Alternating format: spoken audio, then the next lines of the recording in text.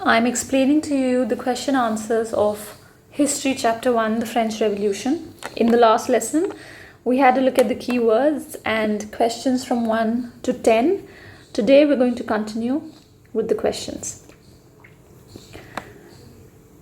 When did the National Assembly complete the drafting of the Constitution?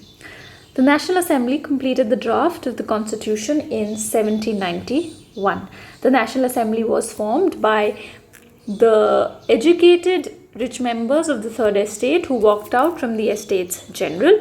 They had walked out from the Estates General when the king had refused to grant all the members the right to vote. Versus what was actually happening, which was each estate got only one vote. What is the meaning of constitutional monarchy? Remember now, when the National Assembly is formed and they draft a constitution, their main motive is to limit the powers of the king and stop paying taxes to the church and confiscate the lands of the church. So what is this constitutional monarchy that they enforce? The constitutional monarchy assured that the powers were not being concentrated in the hands of one person. In fact, they were now separated and assigned to different institutions, which were legislature, executive, and judiciary. Then, why is the king still there if they've been divided? Well, the point is, see, for example, today in the UK, you have constitutional monarchy where the monarch acts like the president, signs everything, and is the diplomatic head, represents the country. However, there is a government which is elected by the people. So even in France, they knew their heritage, their culture. They didn't want to get rid of the king, and also it's not so easy to get rid of the king because they're going to be supporters of the king also. However, they say that there's going to be a government now, and the king will not have absolute powers like he did earlier. How were the members of the National Assembly elected? The Constitution of 1791 vested the power to make laws in the National Assembly, which was elected. Citizens voted for a group of electors who again voted for the National Assembly. So here it means people who were voting, they voted for a certain group of people, for example, 100 group of people, 100, and then those 100 people again voted 50 people out of them to form the National Assembly. However, remember, today in India we have universal adult franchise where anyone above the age of 18, irrespective of caste, creed, gender, has the right to vote. But was it the same in France also, although there is voting? No, it wasn't. We'll see what limitations there were to being able to vote in France. Only men above 25 years of age, so you had to be above 25 years of age and also only a man. But can all men above 25 years of age vote? No. Only men above the age of 25 years who paid taxes equal to at least 3 days of a laborer's wage were given the status of active citizens who could vote. Which means these were the rich, educated people of the Third Estate. So everyone did not get the right to vote. And whoever was being able to vote, they were called active citizens. And the other people, like women, people who were above 25 years but they were poor and they could not vote, these categories were known as passive citizens. To qualify as an elector and as a member of the assembly, a man had to belong to the highest bracket of taxpayers. Now, you see how the Third Estate members, the rich educated members, did walk out of the Estates General. They formed the National Assembly. They made a constitution. They wanted to limit the powers of the king and they wanted to vote. But you realize that they were not really being fair to everyone because their voting rights, like in India, what do we have today? We are given our voting rights after a certain age when you become an adult. That is it. You can be poor, rich, educated, illiterate. You can belong to any religion, any caste, any gender. You could be pursuing any profession. Everyone gets the right to vote in India. But it was not the same in France at that time. Anyway, there is still some change because at least some elections have happened and the powers of the king have been limited. So at least some change is still there. Then this National Assembly, they come up with some document which is called the Declaration of Rights of Man and Citizen. So what was the Declaration of Rights of Man and Citizen? The Constitution began with the Declaration of Rights of Man and Citizens. These were the rights such as right to life, freedom of speech, freedom of opinion, equality before law were established as natural and inalienable rights. That is, they belonged to each human being by birth and could not be taken away. It is the duty of the state to protect its citizens' natural rights. Today also in India as a democracy, we have certain rights by birth which cannot be taken away from us. You've studied them in Form 8 also. They are known as fundamental rights. If anyone, no matter how powerful, violates those rights of yours, you have the full advantage and right of approaching a court and challenging them. So, a lot of good rights have been given to the people of France, but look at this declaration, it's only the rights of man and citizen. So, women in France will not really see a lot of change. They see some change, but not the kind of political change they want that men are getting. And so, over time, when women revolt, they will come up with their own declaration of rights of women and citizen.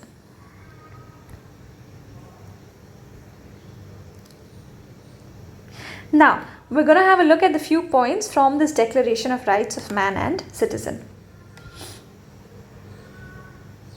Men, please pay attention to the wordings, okay? Everywhere you will see the word men or man mentioned. Nowhere you see women, which becomes a problem. Or in general, they could have just said all the citizens irrespective of gender, but that also they don't say. So specifically you see it's a highly patriarchal, male dominated society.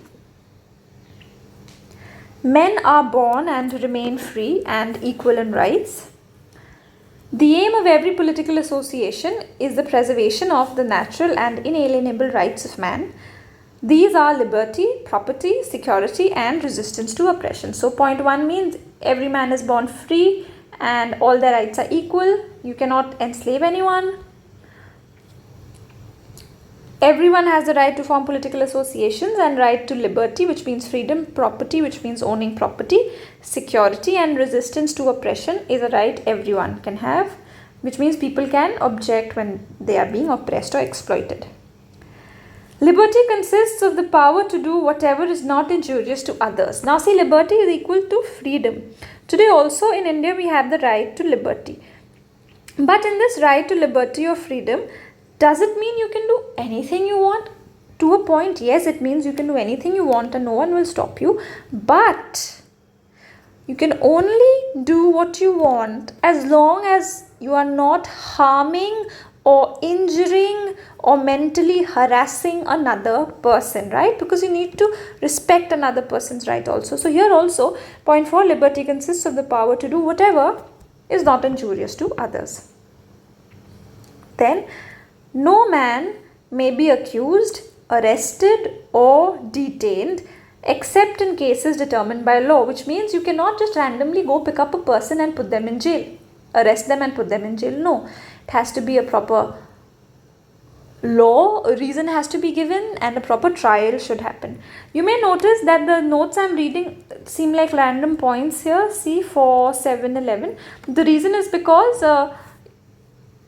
easier rights which are easy to remember from the declaration have been written down. Then every citizen may speak, write, print freely. He must take responsibility for the abuse of such liberty in cases determined by the law. So this is freedom of speech, writing, freedom of press, freedom of printing. You can state your opinions freely. However, if they cause harm, if they cause violence, if they cause death, then you will be tried under the law. Why did the National Assembly declare war on Prussia and Austria. Now, in the chapter, we saw that in between, the National Assembly also declares a war on Prussia and Austria. Why? The National Assembly declared a war on Prussia and Austria because although King Louis had signed the constitution that the National Assembly had made, he entered into secret negotiations with the King of Prussia. Rulers of these countries were too worried by the developments taking place in France and sent troops to put down these events. Now see, Prussia and Austria, these are monarchies. When all these monarchs know each other, they kind of related also. So when they see that the king in France is suffering, the king of Austria gets scared and angry, and then he thinks that these people in France are revolting against their king. What if the same people do the same thing in Austria? So he sends troops to help the king, or army to help the king suppress this rebellion that is happening in France. And that is why National Assembly says that, oh, these other countries are becoming too smart, so we are going to declare a war on them instead. Now, all this confusion has been happening in France, the rebellion has taken place, the powers of the king are limited, right?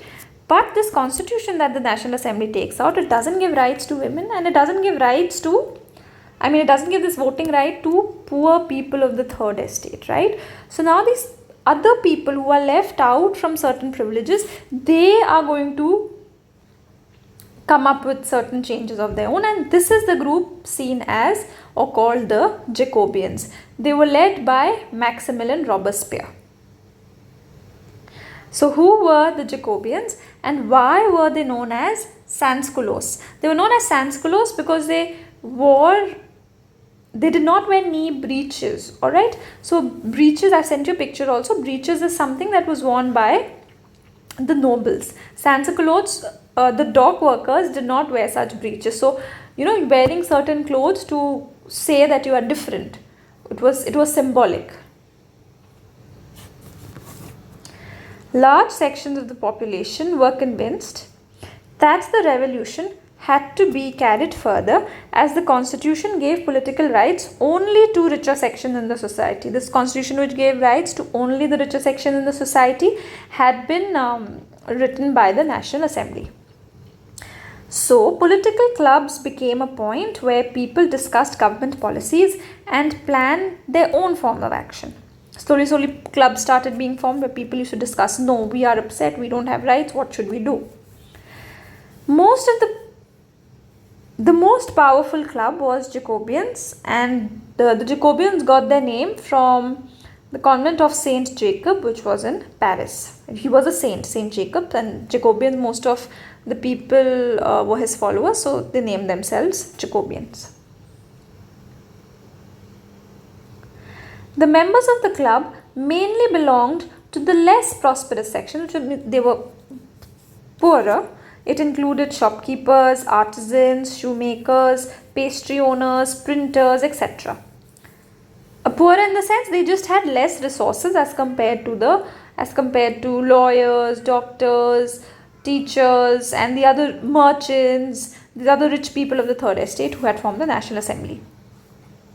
Their leader, the leader of the Jacobins, was Maximilian Robespierre. Now, they were called sans-culottes because they wore striped trousers to set themselves apart from the fashionable section like the nobles, who wore knee breeches. So, they came to be known as sans-culottes, which means those without knee breeches.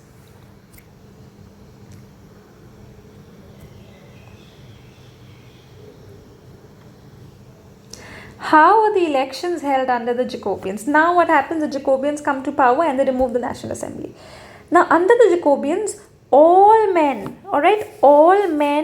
irrespective of their wealth, above 21 years of age could vote. So earlier in National Assembly, it was only men who were rich and above 25 years of age could vote.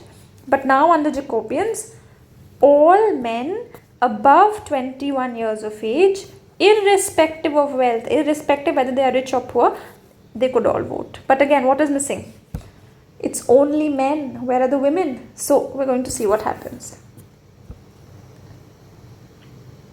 In fact, you'll be surprised or rather proud to know that India is one of the few nations that when it got its independence in 1947, it gave both the major genders, male and female, the right to vote together. Women in France, do you know when they got the right to vote? See, this revolution started in 1789, okay? Women in France had to fight for over 200 years to finally get the right to vote. In fact, they got the right to vote in 1946, only a year before India got its independence from the British.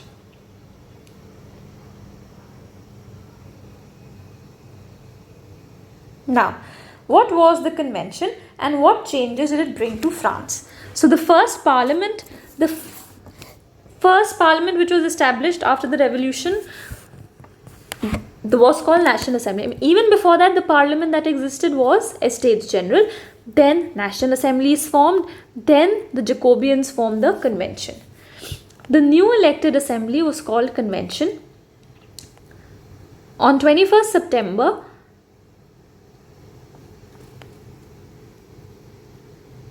it abolished the monarchy and declared France a republic. Louis XVI was sentenced to death by the court on the charge of treason, and Queen Mary Antoinette was also executed publicly because she was sentenced to death. Now the Jacobins, their reign or the time they are ruling, it will come to be known as Reign of Terror because they used to keep killing people. They used to keep beheading them. I've sent you pictures of what they used to use, something called as a guillotine.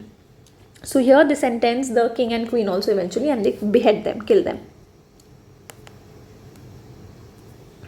So what is this period of Reign of Terror? It's important to know that although it's known as Reign of Terror and Maximilian Robespierre and Jacobins kept killing people left, right and center, a lot of people were terrified of them.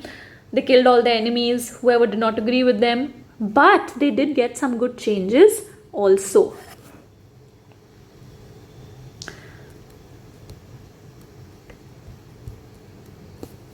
What was the Reign of Terror? This period of 1793 to 1794 was referred to as the Reign of Terror. Robespierre followed a policy of severe control and punishment. All those whom he saw as enemies of the Republic, like clergy, nobles, politicians and members who did not agree with the methods, were arrested, imprisoned and tried by the Revolutionary Tribunal. If found guilty, then they were guillotined. And this contraption is called as guillotine because it was invented by someone called Dr. Guillotine. So after him. But what are the good things that the Jacobins did? All the wages and prices were fixed. So food, the prices were fixed. Wages, prices was fixed. All citizens were required to eat bread which was made up of whole wheat. So not a very expensive bread. Instead of madam and sir.